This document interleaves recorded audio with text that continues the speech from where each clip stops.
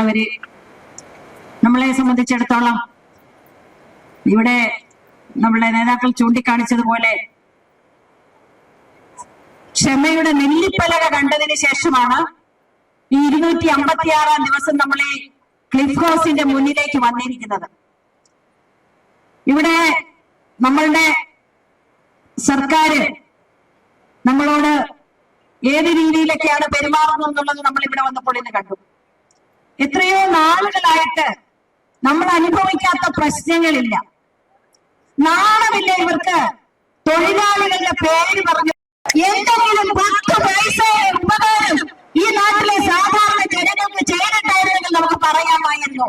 ആശമാർക്ക് മാത്രമല്ല ഒരാൾക്കും പറഞ്ഞിട്ടില്ല. എന്നിട്ടിപ്പോ നവംബർ 1-ാം തീയതി അതിദരിദ്രമില്ലാത്ത കേരളം ഉണ്ടാക്കാൻ പോവാണ്. അതിനായിട്ട് 200 രൂപ നമ്മുടെ വയോധികർക്ക് ക്ഷേമ പെൻഷൻ കൂട്ടിക്കൊടുക്കും പോലും നവംബർ 1-ാം തീയതി. നാളെ ഇതൊക്കെ ആരെ പറ്റിയാണ്? 9 വർഷം ഇരുന്നിട്ട് മാസങ്ങളോളം ഈ ക്ഷേമ പെൻഷൻ കുടിശ്ശികയാക്കിയ ആളുകൾ, പാവപ്പെട്ട നിർമ്മാണ തൊഴിലാളികളുടെ അവരുടെ ക്ഷേമനിധി പെൻഷൻ എത്രയോ മാസങ്ങളായിട്ട് കൊടുക്കാതിരിക്കുന്ന ആളുകൾ, നിങ്ങൾക്ക് നാണമില്ലേ? ഈ നാട്ടിലെ ജനങ്ങള് അരിയാഹാരം കഴിച്ച് ജീവിക്കുന്ന ആളുകൾക്ക് ഇതൊന്നും മനസ്സിലാവില്ലേ? കേരളം നമ്പർ 1 ആണെങ്കിൽ കേരളത്തിലെ തൊഴിലാളികൾ നമ്പർ 1 ആണ്. അവർക്ക് ബോധമുണ്ട്, വിവരമുണ്ട്. ഈ ചതിയും വഞ്ചനയും ഒന്നും നമ്മുടെ അടുത്ത് നടക്കത്തില്ല. ഈ കേരളത്തിലെ തൊഴിലാളികളുടെ അടുത്ത് നടക്കത്തില്ല. അവര് വിചാരിക്കുന്നത് ഇനി ആശമാരെ ഒഴിവായി നിന്നാലും ആശമാരെ ഇനി തിരിച്ചു കിട്ടൂല എന്ന് മനസ്സിലായി. അതുകൊണ്ട് ഇനി ബാക്കിയുള്ളവരെ കയ്യിലെടുക്കും. വെറുതെയാണ്. ഈ നാട്ടിലെ തൊഴിലാളികൾ മുഴുവൻ ആശമാരുടെ പക്ഷത്താണ്. കാരണം കഴിഞ്ഞ 9 വർഷമായിട്ട് ഒരു തൊഴിലാളി സമരം നടത്താൻ അനുവദിക്കാത്ത തൊഴിലാളി സമരങ്ങളെ ആണ്. അല്ലാതെ ഞങ്ങള് ഇവിടെ പറഞ്ഞ അദാനിയുടെയും യൂസഫ് അലിയുടെയും അതുപോലുള്ള ആളുകളുടെ ഒന്നും കാശ് കൊണ്ടല്ല പ്രവർത്തിക്കുന്നത്. ഈ നാട്ടിലെ തൊഴിലാളികൾ, ഓട്ടോറിക്ഷ തൊഴിലാളികളും ചുമട്ടു തൊഴിലാളികളും കച്ചവടക്കാരും ചെറുകിട വ്യാപാരികളും ജീവനക്കാരും അടക്കമുള്ള പണിയെടുക്കുന്ന ആളുകൾ അവരുടെ അധ്വാനത്തിൽ നിന്നുള്ള ചില്ലിത്തൊട്ടുകൾ സംഭാവന ചെയ്തുകൊണ്ടാണ് 8.5 മാസം ഈ ആശാസമരത്തെ പോറ്റിയത്.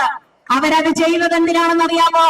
ഇവിടെ DA കൊടുക്കാത്ത, ഇവിടെ പെൻഷൻ കൊടുക്കാത്ത, സമയത്ത് സാധാരണക്കാരന് കൊടുക്കാനുള്ളതൊന്നും കൊടുക്കാത്ത, സർക്കാർ ആശുപത്രിയിലെ ചികിത്സയ്ക്ക് വേണ്ടുന്ന ഫണ്ട് കൊടുക്കാത്ത, സർക്കാർ ആശുപത്രിയിൽ പോകുന്ന ആളുകളെ നരകതുല്യം പീഡിപ്പിക്കുന്ന ഈ സർക്കാരിനോട് എങ്ങനെ പകരം ചോദിക്കണമെന്ന് നാട്ടിലെ ആളുകൾക്ക് അറിയില്ലായിരുന്നു. ആശാസമരം വന്നപ്പോൾ അവർക്ക് മനസ്സിലായി ഇതാണ് മാർഗം. പിണറായി വിജയന്റെ ഇരട്ടച്ചങ്കിന് മുന്നിൽ നല്ല തന്റേതോടുകൂടി പെണ്ണുങ്ങൾ ഇറങ്ങി നിൽക്കുമെന്ന് മനസ്സിലായി. ഇരട്ടച്ചങ്കൊക്കെ എന്ന് പറയുന്നത് ഒരു വൈകല്യം തന്നെയാണ്. അത് എത്രയും പെട്ടെന്ന് ഓപ്പറേഷൻ ചെയ്ത് ഒറ്റ ചങ്ങാക്കി മാറ്റി മനുഷ്യനായിട്ട് ഈ കസേരയിൽ നിന്ന് ഇറങ്ങി പോകണം. അല്ലെങ്കിൽ മരിച്ചാലും നിങ്ങളോടൊപ്പം ഉണ്ടാകും.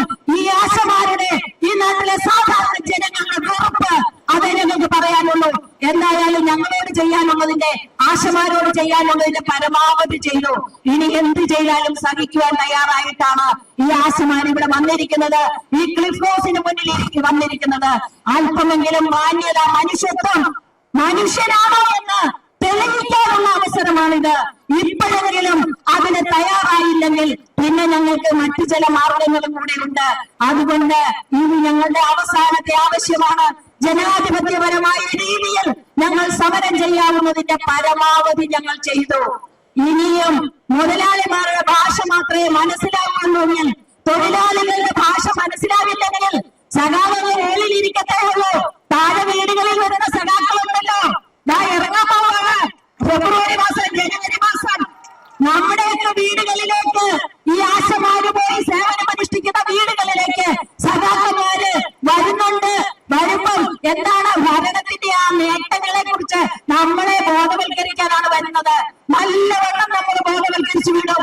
കേരളത്തിലെ സ്ത്രീകൾ നല്ലവണ്ണം ബോധവൽക്കരിച്ചു വിടും. ഒരു സംശയവും വേണ്ട. ഈ കേരളത്തിലെ സ്ത്രീകൾ, അമ്മമാര് നമ്മളുടെ കൂടാണ്. അതുകൊണ്ട് സഖാക്കന്മാരെ ബോധവൽക്കരിക്കാൻ ഇരിക്കുന്നതേ ഉള്ളൂ. അതുകൊണ്ട് സഖാക്കന്മാരെല്ലാം റെഡിയായിക്കൊണ്ട് കിട്ടുന്ന നക്കാപ്പിച്ചയെ വാങ്ങിച്ചുകൊണ്ട് വരിക ഞങ്ങളുടെ വീടുകളിലേക്ക്. പഞ്ചായത്ത് ഇലക്ഷനും അസംബ്ലി ഇലക്ഷനും ഒക്കെ ആകുമ്പോൾ ഞങ്ങളുടെ വീടുകളിലേക്ക് വരുക. വലിയ വലിയ ഹോർഡിങ്ങുകൾ വെച്ചിട്ടുണ്ടല്ലോ. എത്ര കോടിയാണ് ചെലവാക്കുന്നത്? നിങ്ങൾക്ക് നാണമില്ലേ? കാശില്ലെന്ന് പറഞ്ഞിട്ട് ഞങ്ങളെ പോലുള്ള ഈ ദാരിദ്ര്യവാസികളുടെ വലിയ വലിയ ഹോർഡിൽ വെച്ച് വിദേശ പര്യടനം നടത്താൻ നാണമില്ലേ? ഒരല്പം ഉളുപ്പ് വേണ്ടേ? ഇടതുപക്ഷമാണെന്ന് പറഞ്ഞുകൊണ്ട് നടന്നിട്ട് ഒരു കാര്യമില്ല. അതുകൊണ്ട് സഖാക്കന്മാരെ, CIT എന്ന് പറയുന്ന ഒരു ട്രേഡ് യൂണിയൻ ഉണ്ടല്ലോ, ആ ട്രേഡ് യൂണിയൻ അറിയാൻ വേണ്ടിയാണ് ഇനിയിപ്പോൾ വേറൊരു മുന്നണി വരികയാണെങ്കിൽ അന്നേരം സമരം കൊണ്ട് ഇറങ്ങുമ്പോൾ നിങ്ങളുടെ കൂടെ തൊഴിലാളികൾ കാണില്ല. തൊഴിലാളികൾ കാണുന്നത് ഞങ്ങളുടെ കൂടെ ആയിരിക്കും. കാരണം നിങ്ങളുടെ വഞ്ചനയും ചതിയും ഈ നാട്ടിലെ തൊഴിലാളികൾ മനസ്സിലാക്കിയിട്ടുണ്ട്.